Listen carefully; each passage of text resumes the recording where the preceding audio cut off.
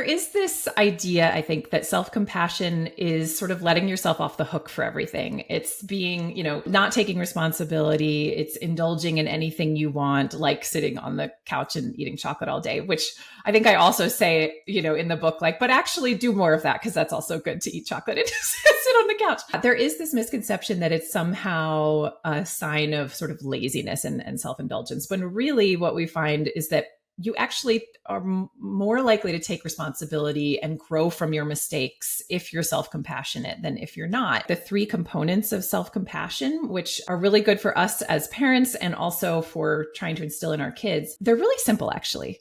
So the first one is when you're experiencing something difficult and you might be prone to self-criticism, to just notice what feelings you're having and label them. And so you might say, I'm feeling, really embarrassed right now because I tripped in the middle of the grocery store and all the eggs went everywhere. And, this is the moment where I'd be like, I'm such an idiot, like my self-critical self. To instead, okay, take a minute and say, okay, I'm feeling really embarrassed right now.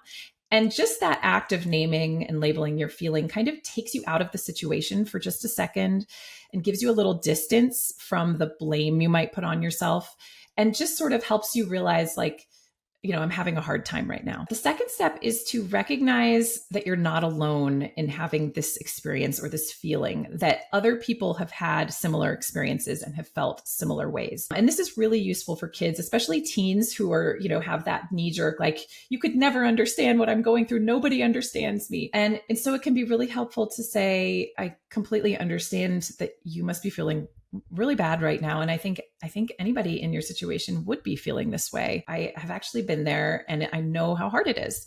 And so you're really giving either your child or yourself this sense of shared humanity, that we all go through tough times. You're not alone. This is something everyone experiences. The final component of self-compassion is treating yourself kindly, basically, in this moment where you might want to beat yourself up, to instead say, what would I do for a friend in this situation? And you can say those exact words to your child. What would you say to your best friend if this happened to them?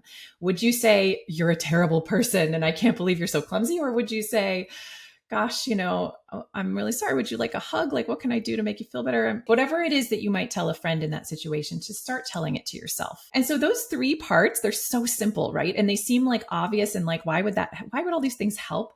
But they are what the research suggests are the three parts of self-compassion. If you can do all three, labeling the feeling, acknowledging that you're not alone, that there's shared humanity here, and then just treating yourself like you would treat a friend, being kind to yourself. Those are the three components of self-compassion, and they're very powerful.